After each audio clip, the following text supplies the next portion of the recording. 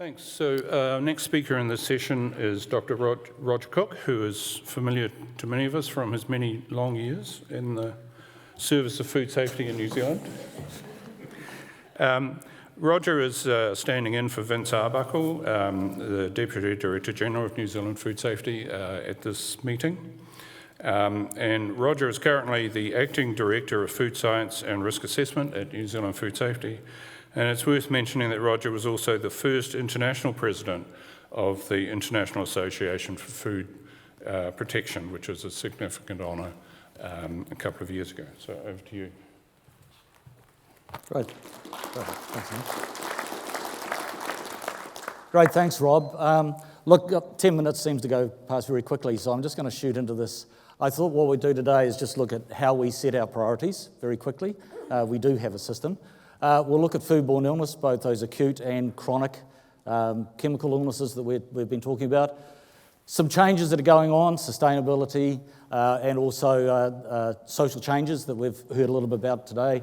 Technological developments, we've heard a bit about those today as well. And I'm going to talk a little bit about, well, if I get time, nutritional illness at the end. So just jumping straight into it, how do we set our priorities? Well, the Minister here is very, very important. She gets some good advice, I'm told, but we certainly take that into account. Vince Arbuckle, our DDG, he had a choice of staying in Italy for his holiday or coming and giving this talk today. He made the right choice. But he is in touch with company officials, with senior company managers, with industry, with all sorts of stakeholders, and he gets a sense about what's important to industry out there. And that sense is passed on to us. And not just industry, overseas governments and that whole political spectrum that we need to be actually aware of before we make our priorities. We have the ESR Foodborne Illness Report that we look at in terms of outbreaks and cases in New Zealand. That gives us a priority about human illnesses. Rob's already talked about delis and the burden of illness. We look at that quite closely. Market access issues. Yes, STECs were way down that far end of the delis, but actually in terms of market access for New Zealand beef in particular, very, very high up. So we take that into account as well. Emerging risks, the Food Safety Centre, I'll just call it the centre, have a very good emerging risk system. I actually put the gopher there, the groundhog, because a lot of it we've seen before. They go round and round and round, so it feels like Groundhog Day from occasion. But we keep an eye on emerging risks and we prioritise our work around that. We have those written in our strategic plan. We have them in our strategy, what we're working on. There's another that I didn't put in the middle there, which is the Codex strategy, so that's international standard setting. We very much take into account the Maori partnership. That's a new area. I'm going to say it's an old area, but a new area that we've really only been getting into in the last 2 to 5 years. But I'd say it's on an exponential curve and very much enjoyable. And a lot of this is, of course, in the New Zealand National Food Safety Science Plan, which we're really trying to make sure that all our work fits under in terms of a priority for New Zealand. So we just look at a couple of things. Is that still working? Yes, it is. Most important thing is the risks of foodborne illness. Rob talked about that, but also dietary illnesses, and I'll get to that right at the end because we tend to forget about that. Down here, equipping consumers to make informed choices. We've assumed that New Zealand is a single population over the years. Well, it's not. It's cosmopolitan. There's lots of subpopulations that we need to get our message out to in different ways, and that's changing what we do in terms of our priorities. And of course, getting our system strong and sorted out, it's changing all the time as communities change. So the other thing is, and I'll just come back to that as well, is forming that partnership with Maori. There's 3 pillars of science, we always said. There is academic science, often la-la land, great wide blue sky stuff. There's industry science, perhaps a little bit more insular, trying to support their side. Okay. There's regulatory science, us trying to merge all that together. And now we've got a 4th pillar that we're adding to that, which is Mataranga science. Trying to bring that traditional science, if you want to call it science, well, I'll call it science, bring it together and try and work that into the work that we do. It just died. No, it's back again. Right. So let's just go through some of these quickly, and I'm not going to go into the details. Campylobacteriosis, it's been our priorities for donkey's years. It will still be. The minister said that so if you go back to 2006 to 2008, we dropped the incidence of campylobacteriosis down by 50%, with some excellent work that led to it from Nigel and the team using multi-locus sequence typing. We then achieved another 10% recently, and then we're aiming for this next 20% in notified cases ending at the end of next year. And you'll see this is just the start of it there. You see it came down. COVID helped. That was fantastic. Nobody was reporting going to the doctor. Great way of actually getting that sorted. But you see, after we started going out again and started actually post-COVID, the rate of campylobacteriosis came up. And it's sort of sitting around here. We're waiting to see what the 2023 data is like. Is it going to come back and follow this line down? These are just error lines, if you like, error bars. We can fit within that with we're waiting to see if it comes back down and follows the line down or goes across. So in the past, we have looked at the front end, farm to fork. What we're doing now is we're starting at the fork, or just prior to the fork, and working back up. Exposure, the most important part of risk, if you like, it's what the actual consumer's provided with and how they're provided with it. So if we start there and work backwards, we should be able to get some more targeted research that'll get it to us, hopefully get us down to this point here by the end of next year. So that's a change of our tack. If we go across, I'm just going to quickly, it's not about the diseases themselves, it's about where they fit in and how our priorities are changing. Salmonellosis, tahini, that's always been a problem, but we've never been able to find the actual cause of most of the illnesses, the foodborne illnesses.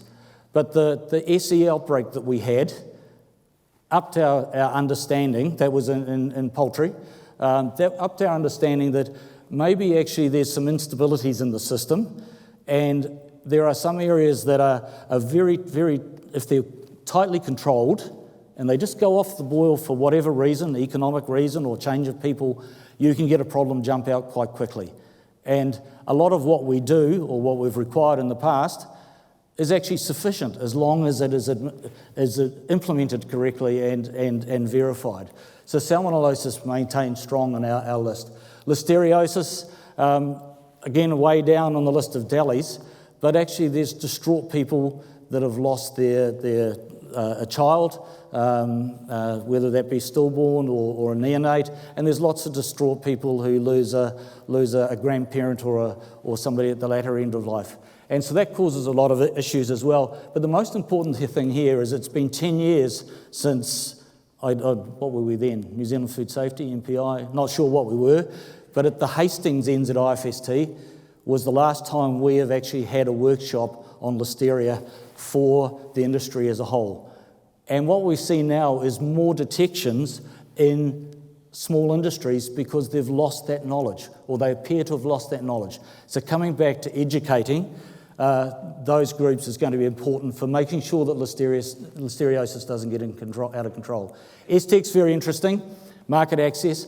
But this is an indication of things to come. As Rob said, this is based on 0157. Culture-independent diagnostic techniques using gene technology has shown that there are a lot more STECs, not just 0157, that are causing illness in New Zealand.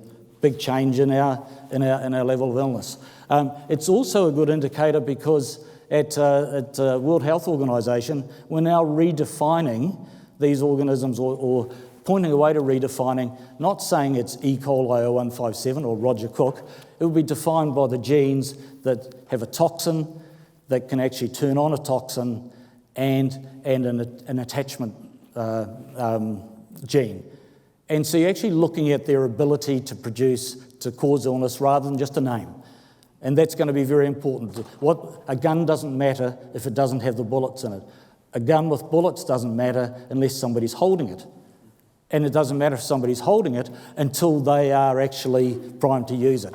And so the whole area of defining pathogens might come around to work that's been done in the area of STECs. So we're keeping an eye on that. Hepatitis A, very good indication of social change. Think about exposure. If you just have a little bit of a frozen berry every now and again, it's not so much of a problem. But you take a whole bag of those frozen berries and you chuck them in a blender and you blend them all up and you drink 3 or 4 of those a day, your exposure goes up hugely. I'm in trouble already, I can see that. Vibrio, good indication of climate change. And we've seen that recently. We've got outbreaks in New Zealand. Oh, that's mine? That's mine. I'm in even worse trouble. Okay, so let's just go to toxicological. As Rob said, very difficult because most of them are long term. But we're keeping an eye on lead. Remember the outbreak we had in lead and, or not outbreak, but the issue we had with lead and sugar a couple of Christmases ago. We're looking at mercury in fish. Big amount of work that's being led by New Zealand at Codex, because export of fish to Europe is very important to us, and they're quite concerned about mercury in fish. So we've got a lot of work doing there.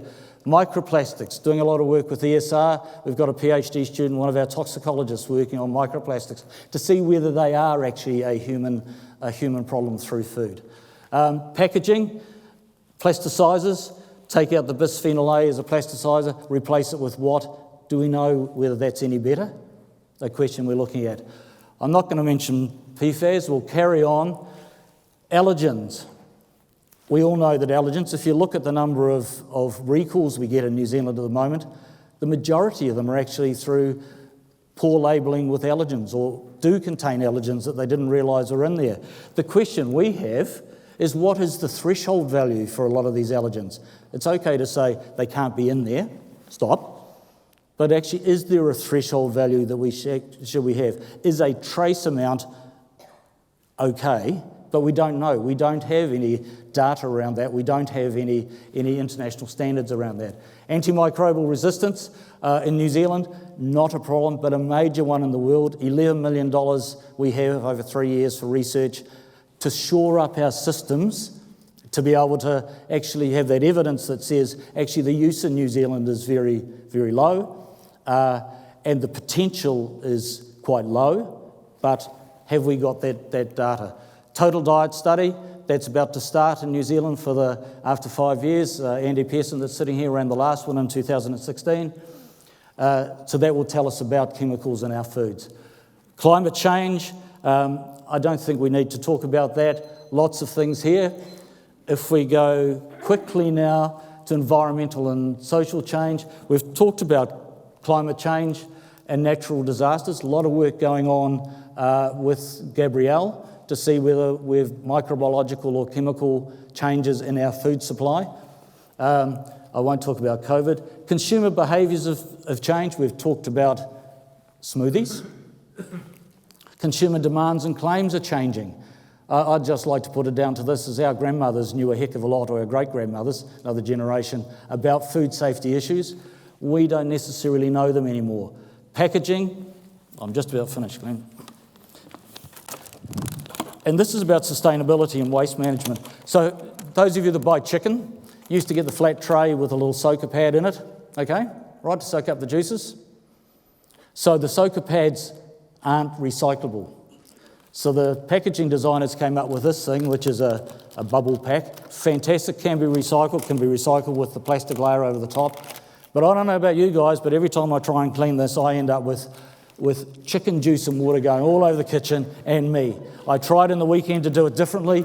I can't do it. So there's this balance that we're having to look at about sustainability, what people want, what they want to do, and the food safety implications of that. New technologies, I don't think we need to go into that because GM, old and new, it's a new area. Yeah, I know. Just read that, guys. Got that? Nutritional disease, soul fat. This is something that we never consider here about nutritional disease. We think about chemical and we talk about microbiological and toxicological. Salt, sugar, fat, we're really, really concerned about. We have been for years. It's a priority, so we need to follow up on that. And that's where I'm going to leave it, Rob. You can talk to me during the day or forever, as long as you like. So, Roger has skillfully avoided allowing any time for questions. You can have one. Yeah, we can probably squeeze in one. Can we, a really difficult question for Roger? Why is infant formula up there? Why is infant formula up there? I've put infant formula up there because we're in a situation where, with innovation, righto, so that's what the centre is all about. The centre's about protecting, but it's also allowing companies and consumers to innovate, to get better foods. So if we look at infant formula, and we look at the group that says breast is best, and that is correct. You can't take that away from people, but there are some people that can't breastfeed, so infant formula can be in there. But now, with new technologies, we can actually separate or add into infant formula additives, nutrients, that might make it better for infants. So the regulations of old may not allow that to happen. So and I think social we'll have practice to may not allow that to happen. In fairness to the next speaker, I Yeah, think we yeah, should yeah, probably yeah, move yeah. on. Thank you.